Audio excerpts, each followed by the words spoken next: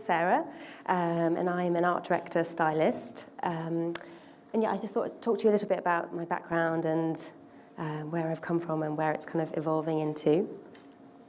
So, Supermarket Sarah. So, I guess where it all began was I initially studied graphic design at Brighton, and I was working in online advertising, but I really wanted to sort of pursue something with my sort of passion, which was vintage and fashion and interiors. So I started supermarketsarah.com, which is an online platform which showcases and sells cutting-edge design. And it's a simple idea, really. It's a wall full of clickable items. So you sort of scroll over the items and you click and buy. And I started the initial wall, which was at home in my living room, and then opened up the platform to other designers. And it really grew from there. I guess the thinking behind it really was I was running a market stall in Portobello, and I really wanted to sort of replicate that feeling of online market shopping online. At the time, this was sort of in 2009, there wasn't really anything out there that was that really had that sort of market shopping, that sort of fun, the storytelling aspect of shopping. I found, eBay, this kind of ugly dress, badly photographed on a sort of door or on someone's bed, and you just sort of think, oh, I don't really want that, don't really need it. And I guess Supermarket Sarah was, putting it on a wall and creating a story, and sort of a visual story behind it. And then suddenly that dress becomes quite interesting, and you're like, oh, actually, I want that. And it's very much about the person. So these are the walls. They started to spread into bars and galleries and shop fronts. I've done sort of hundreds of walls collaboratively with small brands, bigger brands, and they've taken on sort of lots of different formats, really. And yeah, the idea, again, behind it, it's really a sort of a merchandising extravaganza, and it's really about a press story and how you display things, and that's sort of what really excites me and what's interesting, and how you put these walls up on a tree, and why does that make it interesting. When I approached people to do a wall, what was exciting was that people were just like, yeah, I'm up for that, and Fred just came round to my living room and did a wall, and I was really sort of proud of it. It's a real kind of visual feast of colour and fun. Fred's an amazing prop stylist. Paternity, who were just starting off at that time, now are sort of massive. They did this amazing patterned wall, and I think even for them, they thought it was a really exciting project because actually, they'd been collecting lots of patterns, but I think when they saw it all up on one wall, they themselves understood their story and helped them with their branding. And I think really that's what Supermarket Sarah is. It's a sort of exercise in branding, but in a very sort of simple way. I've done walls with singers. This is Gabby Young, who's an incredible singer, but she also loves vintage, so there seemed like a nice link between the two of us. Kirsty Allsop's done a wall. This is in her home in Kensington, and all the things that she likes. And again, yeah, it's always the same. It's a wall, that's the canvas, basically, and the brief is sort of, do whatever you want, but it has to be on a wall, it has to be shot straight on, in focus. And then the items you can read about, and you can buy them. They also sort of existed in reality as well, which I think was the interesting thing about them. They're not just online. They can be launched as a party. I've done shopping parties. I think at one time we did 11 walls going live at the same time, which linked with a party, which linked with a brand or a drinks brand. So we kind of set it all off like that, and then that kind of diversifies it, and other people want to do walls. So I think it became this kind of snowball effect, in terms of fashion promotion, which I think is really exciting. Like it was always a press story behind it, really. And that's really how it took off. Lots of blogs, started writing about it, lots of press features. And I guess before I knew it, I was doing a 30-foot high wall in Selfridges, which was really exciting to be sort of having gone from doing a wall in my living room to doing Selfridges. But really, again, it was the same idea. But this time in reality, it was a sort of in their concept store in Oxford Street. We did a huge wall which ran through different themes. This theme was called Royale with Cheese, and it was a kind of a British-themed wall with lots of fun designer stuff on it, and then sort of with cheese was kind of with a twist. Another wall was called Clash Mash, which was a kind of exciting clash of colour and patterns. So there's always a sort of theme that runs through them, and then I just kind of go with it from there. Then I was asked back in Selfridges to do a store, which was slightly different. The concept store was a little bit more of a kind of installation, whereas the store was more of an actual retail concession. So people actually could take things and buy them. And I actually realised the difference between online and reality is that online there could be just one, but actually in reality I think people sort of needed quite a few on one peg to realise that they could take them. Otherwise I think if there's just one thing hanging, in reality people think it's a sort of prop or they can't actually touch the wall. But this was very much about touching it. The idea was actually a sort of garden shed, a tool shed where there's a sort of the outlines behind it so that people knew they could take something off and then put it back on. So yeah, it was an interesting exercise into sort of all these different aspects of retail shopping. Leads me to Monkey, a bit more recent. I did the spring-summer campaign for Monkey, and that was across their windows, also sort of in-store, and it actually was spread over their 90 stores worldwide in Europe and Asia. So it's a bit different. There couldn't just be one. It was the first time I'd actually sort of been asked to kind of replicate that. And how we did it, we actually shot it, and then I kind of briefed the merchandising staff with how to kind of make it more three-dimensional. So the concept was Destination Summer, and it's about a girl and she's getting excited about summer and getting ready. And there was a sort of carnival theme to it.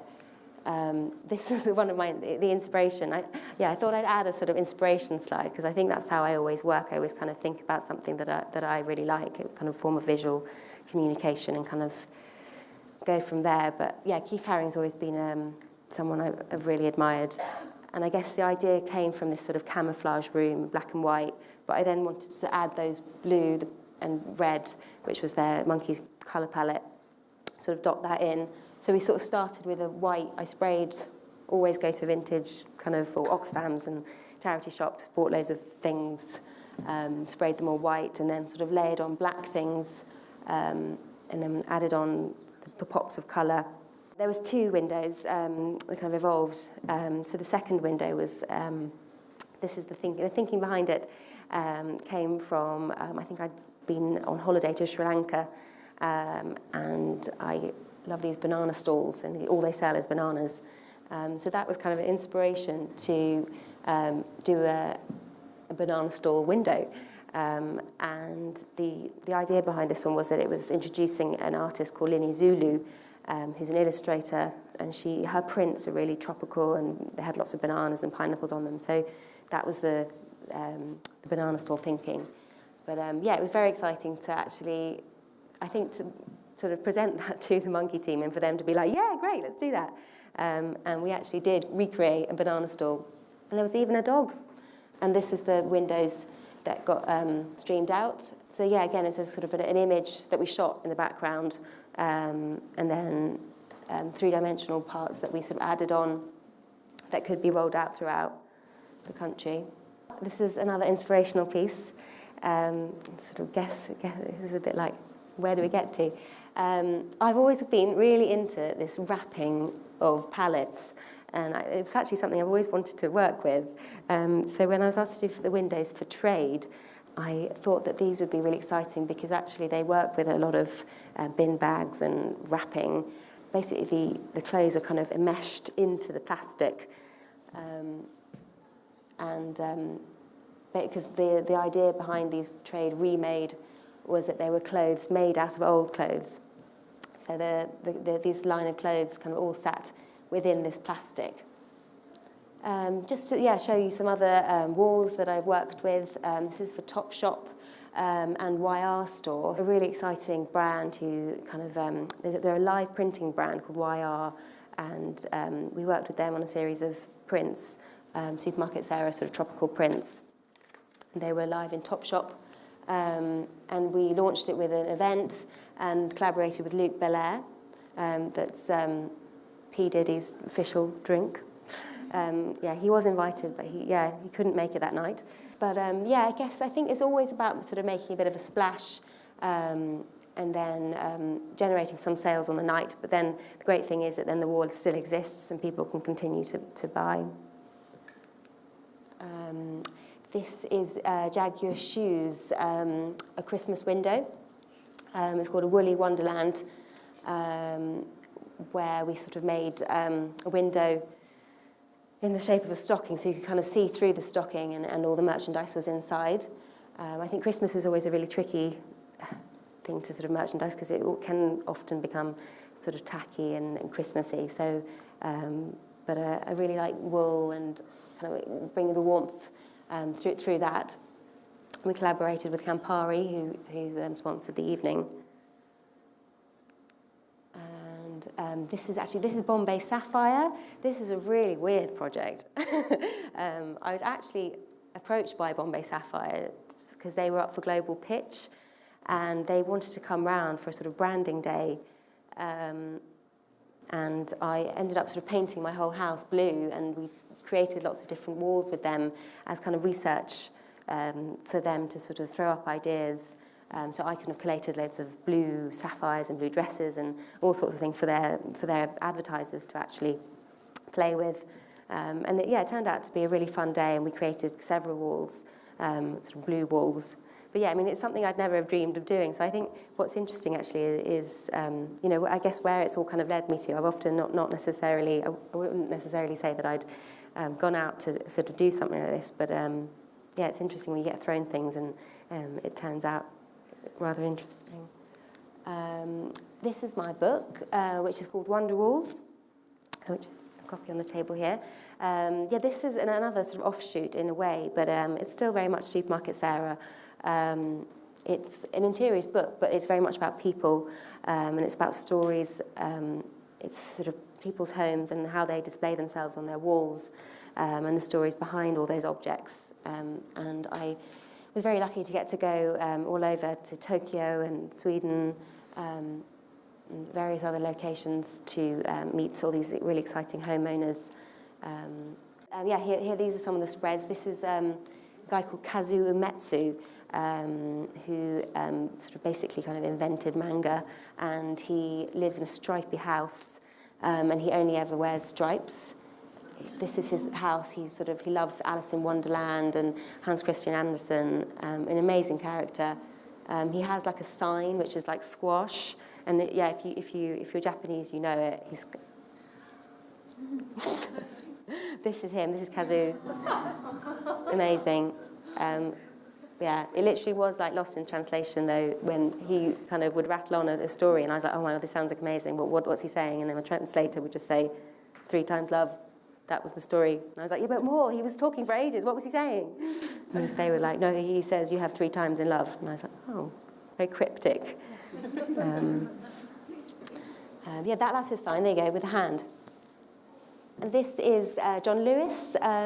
For Design Week, I got to create my own room in John Lewis, which was really exciting. The idea for this was this kind of, I guess, my sort of splash, but in green, that I sort of projected into the room. And then within the green, there was sort of lots of green items from John Lewis. So it was a kind of mix of green and white, lots of green on the green and vice versa.